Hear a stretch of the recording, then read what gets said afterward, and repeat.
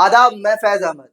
ये कौन सी लेडी है जिसकी तस्वीर आज राहुल गांधी ने प्रेस कॉन्फ्रेंस में दिखाई और दावा किया कि इस तस्वीर वाली वोटर ने हरियाणा के असेंबली इलेक्शन में कई बार वोट किया है। राहुल ने जब इस तस्वीर के साथ अपनी प्रेस कॉन्फ्रेंस यानी कि एच फाइल्स की शुरुआत की, तब अंदाजा हो गया था कि इसके नाम पर कई वोटर आईडी कार्ड्स बने होंगे और वोट चोरी हुई होगी। कभी इसका नाम सीमा, कभी स्वीटी, कभी सरस्वती। 22 बार हरियाणा के युवा, अच्छी तरह सुनिए, 22 बार, कभी इसका नाम सीमा, कभी स्वीटी, कभी सरस्वती। राहुल ने कहा 22 बार हरियाणा के युवा ध्यान से सुनो, 22 बार 10 बूथ्स पर इसको वोट देने का मौका मिला। इसी के साथ राहुल गांधी ने प्रेस कॉन्फ्रेंस में यह भी कहा कि हरियाणा के इलेक्शन में 25 लाख फर्जी वोटर्स बनाए गए और कांग्रेस को हराया गया। चुनाव से पहले उन 3.5 लाख वोटर्स के नाम लिस्ट से हटा दिए गए जिन्होंने लोकसभा में वोट किया था। जो नए नाम जोड़े गए उन्हीं में से एक है इस लेडी का फोटो, जिसे ब्राजील की मॉडल बताया जा रहा है। 5 अक्टूबर को राहुल गांधी ने वो हाइड्रोजन बम फोड़ा जिसका जिक्र वो 1 महीना से कर रहे थे। प्रेस कॉन्फ्रेंस में उन्हें 3 इलेक्शन कमिश्नर्स के नाम लिए, सुखबीर सिंह सांधु, राजीव कुमार और ज्ञानेश कुमार, और कहा कि ये तीनों नरेंद्र मोदी और अमित शाह के साथ मिलकर देश की डेमोक्रेसी को खत्म कर रहे हैं। राहुल ने कहा यह हिंदुस्तान के कॉन्स्टिट्यूशन पर अटैक है, अंबेडकर जी के कॉन्स्टिट्यूशन पर अटैक है। उनका कहना था कि अगर डेमोक्रेसी चोरी हो रही है तो एफआईआर या जेल का डर नहीं, उनका फर्ज है अपनी बात देश तक सामने रखने का। राहुल गांधी ने यूथ, जजेस और देश के नागरिकों से अपील की, ये डेमोक्रेसी आपकी है, ना इलेक्शन कमीशन की, ना नरेंद्र मोदी की, ना अमित शाह की। इसकी रक्षा करना आप सबकी जिम्मेदारी है। प्रेस कॉन्फ्रेंस में राहुल गांधी ने एक नया पैटर्न बताया। बीजेपी के वर्कर्स और नेता दो स्टेट्स में वोटर आईडी कार्ड बना रहे हैं। हरियाणा में बीजेपी लीडर के घर पर 66 वोटर्स के नाम मिले। राहुल ने केरला के एक बीजेपी लीडर का पुराना स्टेटमेंट भी दिखाया जिसमें वो कह रहे थे, जिन असेंबलीज में हम जीतना चाहते हैं वहां ज्यादा लोगों के नाम वोटर लिस्ट में जोड़े जाएंगे, चाहे जम्मू कश्मीर से लोग लाने पड़े। राहुल गांधी ने एग्जाम्पल दिया, यूपी के बीजेपी सरपंच दालचंद और उसके बेटे यशवीर के दोनों यूपी और हरियाणा दोनों जगह वोट कर रहे हैं। बाप का नाम बदल दिया गया था पर बेटा वही था और ये पकड़ा गया। उन्होंने कहा कि एक बीजेपी लीडर के घर में 66 लोग रजिस्टर्ड हैं, चेक किया, झूठ निकला। राहुल ने कहा ये सब एक सेंट्रलाइज सिस्टम के तहत हो रहा है। इलेक्शन कमीशन बीजेपी के साथ मिलकर बीजेपी को जिता रहा है, बीजेपी के साथ मिलकर बीजेपी को जिता रहा है। ये देखिए, सबसे बड़ा एग्जाम्पल, दालचंद जी बीजेपी के यूपी में सरपंच हैं, उनका बेटा यशवीर, ये देखो, ये यूपी में मिनिस्टर लक्ष्मी नारायण साहब के साथ बैठे हुए हैं, पीछे बैठे हैं। ये यूपी में वोट करते हैं और यही हरियाणा में वोट कर रहे हैं। इसमें देखिए, इसमें इन्होंने अपना पिता का नाम बदल दिया, मगर बात हमने पकड़ ली क्योंकि बेटे ने बाद नाम नहीं बदला, तो बेटे का पिता का नाम दालचंद और उधर उसने बदलने की कोशिश की मगर पकड़ लिया। और यह सिर्फ एक उदाहरण नहीं है। मैंने टीम से कहा कि भैया फिजिकल रिकॉर्ड्स लाओ कि मैं दिखाऊंगा 19 लाख कितने होते हैं। वो कहते हैं नहीं कर सकते, इतना बड़ा है कि मतलब नहीं कर सकते। बीजेपी लीडर उमेश, इनका एड्रेस हाउस नंबर 150, इनके घर में 66 लोग रहते हैं, चेक किया, झूठ।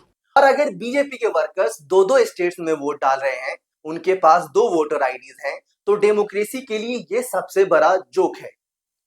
उन्होंने बताया कि एक वोटर का फोटो 223 बार वोटर लिस्ट में रिपीट हुआ है, हर बार नाम अलग, फोटो एक ही है। लोकसभा में यह एक बूथ में थी, असेंबली में 2 बूथ में कर दिया गया। राहुल ने कहा election commission CCTV footage destroy करता है ताकि यह न दिखे कि वोट कौन कर रहा है। फेक फोटोज के साथ फेक वोटिंग हो रही है। यह एक सिस्टम है, जगह बनाई जा रही है चीटिंग के लिए। राहुल के हिसाब से हरियाणा में हर 8वां वोटर फर्जी है। मतलब 12% वोटर्स फेक हैं। उन्होंने ये भी कहा 1,24,000 वोटर कार्ड्स में फेक फोटोज लगे हुए हैं, कहीं फोटो और नाम अलग, कहीं एज अलग। उन्होंने बताया कि इलेक्शन कमीशन के पास एक ऐसा सॉफ्टवेयर है जो एक फोटो डालकर बता सकता है कि उस फोटो का और कहीं इस्तेमाल हुआ है या नहीं, लेकिन कमीशन ने यूज नहीं किया। राहुल कहते हैं अगर इलेक्शन कमीशन चाहे तो यह डुप्लीकेट फोटोज हटा सकता है, बस 2 मिनट का काम है, लेकिन ये सब कमीशन के नॉलेज और परमिशन के बिना नहीं हो सकता। राहुल ने अपनी प्रेस कॉन्फ्रेंस में हरियाणा और बिहार के कुछ वोटर्स को भी बुलाया। हरियाणा में उनका वोट कट गया था, बिहार में नए इलेक्शंस में उनका नाम ही नहीं था। उन्होंने कहा fake pictures, fake IDs BJP के लीडर्स के घर में दर्जनों में है और होमलेस लोगों के नाम जीरो और हाउस नंबर में दिखाए जा रहे हैं। यह एक ऑर्गेनाइज्ड सिस्टम है। राहुल ने इलेक्शन कमिश्नर ज्ञानेश कुमार की एक पुरानी स्टेटमेंट पर भी सवाल उठाया, जिसमें वो हाउस नंबर जीरो का रीजन बताते हैं कि जिनके घर नहीं होते उनका एड्रेस वही लिखा जाता है जहां वो सोते हैं। राहुल ने कहा ये झूठ है, हमने ग्राउंड पे वेरीफाई किया, ये सिस्टम ही ऐसा बनाया गया है जिससे असली वोटर पहचानना मुश्किल हो जाए। जब राहुल से पूछा गया कि अब क्या करेंगे, क्या सुप्रीम कोर्ट जाएंगे, तो उन्होंने कहा ये सब क्लोज रूम में नहीं कर रहे हैं, मीडिया के सामने कर रहे हैं, सुप्रीम कोर्ट देख रहा है, देश के लोग देख रहे हैं।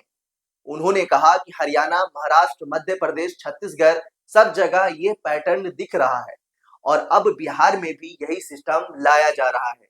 राहुल ने कहा बिहार की वोटर लिस्ट लास्ट मोमेंट में दी जाती है, इसलिए उसका एनालिसिस भी मुश्किल है, लेकिन हरियाणा के बाद बिहार में भी वही चीज दिखेगी। राहुल गांधी की प्रेस कॉन्फ्रेंस के बाद बीजेपी की तरफ से किरण रिजिजू ने जवाब दिया। उन्होंने राहुल के आरोप के फैक्ट बेस्ड जवाब नहीं दिया, बस ये कहा कि राहुल गांधी सीरियस नहीं है, वो बार बार फॉरेन जाते हैं। और रिजिजू ने कहा इलेक्शन कमीशन की तरफ से मैं कुछ नहीं कहूंगा, वो खुद जवाब देंगे। राहुल गांधी फजूल बातें करते हैं। बीजेपी ने दावा किया कि वोटर लिस्ट में कोई भी फेक नाम नहीं है, वोटर की पहचान और जानकारी की जिम्मेदारी इलेक्शन कमीशन की है और उन पर पूरा भरोसा है। बीजेपी ने कहा कि राहुल गांधी विदेश यात्रा के दौरान भारत की इमेज को नुकसान पहुंचा रहे हैं और गलत प्रचार कर रहे हैं। उनके मुताबिक राहुल गांधी के आरोप भारत के मजबूत लोकतंत्र को कमजोर करने की कोशिश है। बीजेपी ने कहा कि बिहार और हरियाणा में चुनावी प्रक्रिया पूरी तरह से ट्रांसपेरेंट है, चुनाव अधिकारी और पोलिंग कर्मचारी ईमानदारी से काम कर रहे हैं और किसी भी रिपोर्ट में फेक वोटिंग का कोई सॉलिड सबूत नहीं मिला है। बीजेपी ने यह भी कहा कि कांग्रेस के पास कोई सॉलिड सबूत नहीं है, ये सिर्फ राजनीति का हिस्सा है और चुनावी जहर फैलाने की कोशिश है। उनके अनुसार वोटिंग प्रोसेस पूरी तरह सेफ है, हर बूथ पर एजेंट मौजूद रहते हैं, हर कदम सीसीटीवी में रिकॉर्ड होता है, अगर कोई गड़बड़ी होती है तो तुरंत पकड़ी जा सकती है। बीजेपी ने जनता से अपील की वो देश के चुनाव प्रणाली और लोकतंत्र पर भरोसा बनाए रखे। उनका कहना है कि भारत का लोकतंत्र सेफ है और सरकार अपनी जीत के लिए मेहनत कर रही है। राहुल गांधी का यह प्रचार झूठा है और देश को गुमराह करने की कोशिश है। अगर आप पूरी कॉन्फ्रेंस देखना चाहते हैं तो वीडियो के एंड में आई बटन पर क्लिक करके देख सकते हैं। लेकिन सवाल यह है, जब राहुल गांधी ने 25 लाख फेक वोटर्स कार्ड को आरोप लगाया तो क्या ये फजूल बात है? क्या वोट चोरी सीरियस इशू नहीं है?